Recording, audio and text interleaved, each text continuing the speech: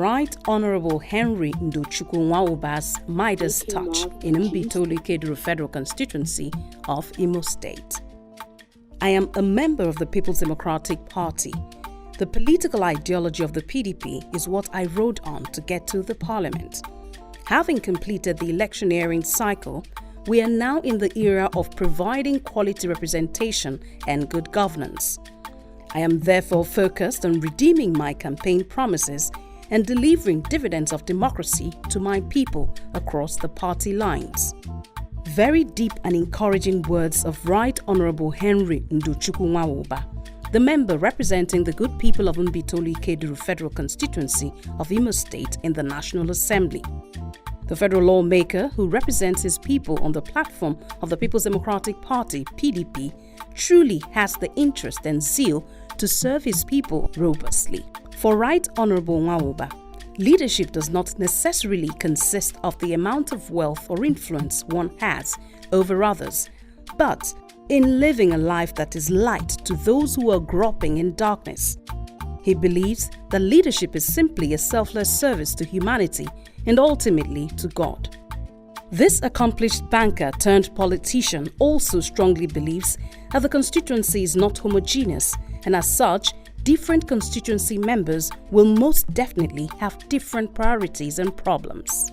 In terms of making sure that we have federal presence in my constituency, we have ensured that there's enough footprint on ground, from water construction to road construction to construction of classrooms, market stalls, food program, electrification, rural electrification, empowerment programs and training that actually have real tangible benefits to my constituents. I think that these are some of the areas that will have obviously closed quite a lot of gaps. There's still a long way to go, but thankfully we have 2 more budget cycles, and hopefully by the end of the second tenure, the difference will be so visible. The federal lawmaker is therefore worried that across Nigeria, focus on community development has often been at the expense of thinking through the different perspectives that exist within the communities. Right Honorable Nwawuba understands the philosophy that people of integrity expect to be believed. Hence, they must try to always match words with action. I don't want to blow my own horn, and I don't think I should be proud of my achievements, but we do have a lot on ground to show for the 6 years that God has given us the privilege to represent our people. I have focused so much on closing some of the gaps, the infrastructure gaps in my constituency. Obviously, you know that the Committee on Niger Delta is an infrastructure-bearing committee, and I am serving as the deputy chairman. So I have tried to close the gaps as much as possible. I have a lot of footprint in my federal constituency for construction and infrastructure, for training, for job creation, for addition in terms of value, and of course for the primary purpose that I went into the House of Reps to make laws. This year alone, I have started a Light Up Mbike program, which seeks to put all the 63 autonomous communities of my federal constituency on the national grid. So far from the 63, I think we have covered about 1/3, and I intend to continue and deploy some resources in the 2022 budget to close the rest of the gaps. And we have assisted farmers with tractors to boost their crops this year. We have supplied about 10 tractors in my federal constituency, and we have put farmers in cooperatives to benefit for the planting season. In the past, we have focused on providing them with fertilizers, food relief materials, like I said. We have also done a lot in terms of building market stalls for women so that they don't trade in the sun, but have some decent cover from the elements, the weather, rain and all of that, to provide some kind of basic amenity, a functional place for them to eke out a living. The journey, like I said, is continuous. In terms of road construction, we have started to turn the tide. The problem is that my federal constituency, I would say, has the worst roads in Nigeria. And so sometimes, despite all the effort, it's like winking in the dark. You have to really do so much before it is noticed. Since he was inaugurated into the National Assembly in 2015, he has therefore worked tirelessly to deliver dividends of democracy to the good people of Mbaitoli Ikeduru Federal Constituency. As a new breed politician, Right Honorable Nwawuba believes that historically, government has been very far from the people, particularly the poor ones in the rural areas, hence his burning desire to impact the electorate positively. This ranking member of the House of Representatives understands that education remains one of the most critical sectors that transcends politics because products of the education system affects all in the society. He has therefore consistently pushed bills and motions to ensure that children in his constituency get the right of holistic education. Mbaitoli Ikeduru Federal Constituency is predominantly agrarian and small-scale entrepreneurs. Since the advent of COVID-19 in 2020, collapsing virtually the world economy, with Nigeria not left out, this, too, greatly affected the fortunes of farmers and business owners. In my constituency particularly, being mostly agrarian and entrepreneurs, the lockdown affected us badly. In my party, the PDP, we had to dig deep as a party and come together, all those of us that were in positions of governance and representation, to provide relief materials. Luckily for me, I did approach the Refugee Commission for Migrants and Displaced Persons, and I was able to get some food and non-food items. Same from NEMA, which I also used to ameliorate the sufferings of our people. The man occupying the Mbike seat at the Federal House of Representatives felt the pulse of the people and acted promptly, deploying some legislative tools to support businesses and farmers. We deployed some legislative tools to support businesses, to support government. I remember the Emergency Economic Stimulus Bill, which was passed by the House of Representatives in record time in 2020, just to make sure that we give back to businesses to keep them going, keep them afloat through the lockdown period.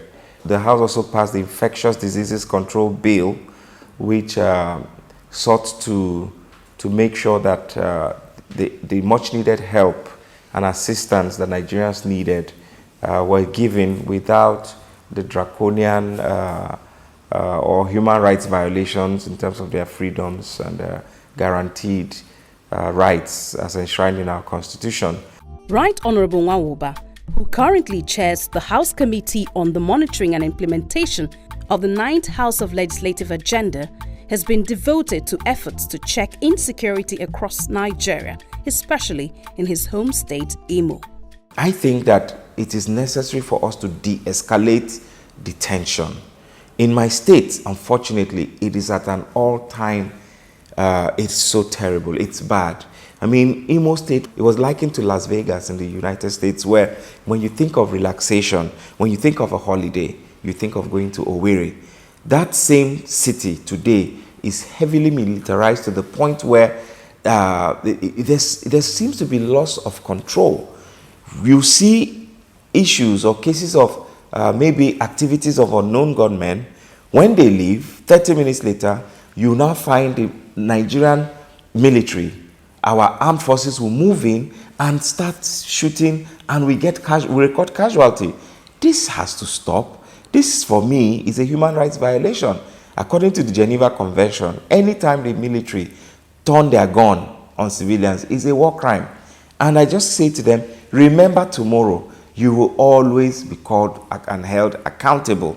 I think that is quite unfortunate, but unfortunately, this is where we are today. We have left some things unanswered. We have left some questions unanswered, and today they are becoming a problem throughout the country. There's no part of Nigeria today that is safe from insecurity. No part of this country is protected. In my federal constituency, it's been so bad that in my own local government, a police station has been burned during the EndSARS protest. In the 2015 election, the INEC office was burned down. In Oji, police station was burnt, renovated, reburnt again. In Njaba in Imo, INEC office burnt down. People dying left, right, and center. This is senseless. I am calling on my people to please exercise restraint. This is a time for us to say, whatever the issues are, we need to make sure that we address some of these challenges. No matter how bad it is, we can dialogue, we can talk. I would like to see and ask the questions of, why are you agitating? What do you want to see? How can we move together as a country and address some of these issues? The lawmaker with the unique mantra, expect more, certainly realizes that the job of a representative is not the easiest, but he says he will continue to fight with strong voice to speak up on issues affecting the people of his constituency, all in efforts to attract the dividends of democracy and bridge the infrastructure gap particularly. My campaign slogan has been that my people should expect more, and I wish to maintain and commit myself to the service of my people. I will not relent.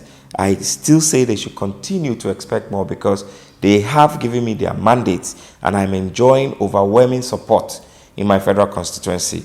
I will continue to fight. I will continue to be a strong voice to speak up on the issues that affect their lives. I will continue to attract the dividends of democracy and bridge the gaps on infrastructure. I will step up my intervention on the electrification project that I have ongoing. I want to see my entire federal constituency being placed on the national grid. Every autonomous community, 63 of them, being connected to the national grid and enjoying steady power supply. I will also push for their rights in terms of abolishment of estimated billing that is killing our rural dwellers. I will focus a bit more on the agri sector. I do believe that agribusiness is a low-hanging fruit for my people, and I think that if I can galvanize particularly the youths who are all expecting some kind of white-collar job at the end of their studies, unfortunately, at the rate that Nigeria is producing graduates these days, 3 million graduates every year, including this year, 3 million Nigerians will join the job market. I think we will now have to start looking outside of the box to get everybody meaningfully engaged. And I do believe that agricultural sector, the agri sector, does present an opportunity for us to earn a living in a decent manner. Aggregatedly, I would pray that they continue to support me. I also seek their continuous prayers. I know that they do keep me and my family in their prayers. My thoughts will continue to be with them. For all the people that we have lost this year to COVID, I want to commiserate with the families, and I do continue to say to my people to please observe the COVID-19 protocols, because COVID-19 is indeed very real and is still very much amongst us. He is confident that so far his modest achievements in Parliament is unrivaled, despite being in the Parliament for a relative short time comparatively. At a time when government has spent the last 1 year battling the COVID-19 pandemic, members of Mbaitoli Ikeduru Federal Constituency insist that their representation in the Federal House of Representatives made noticeable achievements in terms of activities on the floor of the Green Chambers and service to his constituency.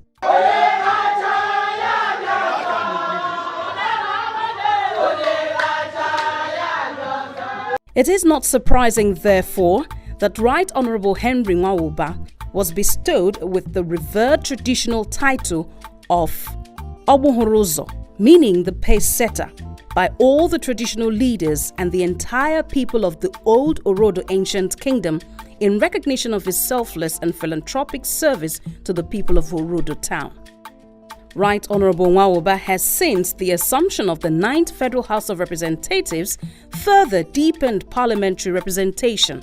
For instance, on one occasion during a representation of legislative agenda on police reform, the Speaker, Right Honourable Femi Gbajabiamila, commended Chief Nwawuba, and I quote, "My brother and friend, Honourable Nwawuba, despite belonging to the opposition, depicts what nation building is all about. which is a collective effort. End of quote. Chief Nwawuba insists that as a politician, he will continue to strive to create opportunities for constituents, encourage human capital development, improve positive synergy, and enhance social cohesion and integration among the people. Like the old Chinese poem which reads in part, and I quote, "Go to the people, live among them, learn from them, start with what they know, build on what they have." End of quote. The renowned philanthropist says when he went to the people to seek their mandate, they gave it to him to represent them at the House of Representatives, and he has been living amongst them as a community man, learning from them, and so far, he has started with those projects that he believes can add value to their lives, and in years to come, he hopes to build on what they already have. The devout Christian and happily married lawmaker says, God helping him, he will continue to serve the good people of his constituency by giving them quality representation at the national level and giving voice to the voiceless in his constituency. Right Honorable Henry Nwawuba says he remains grateful to members of his Mbaitoli Ikeduru federal constituency for their prayers, support, encouragement and engagement in constituency development efforts that allows him be a catalyst for economic growth for the constituency.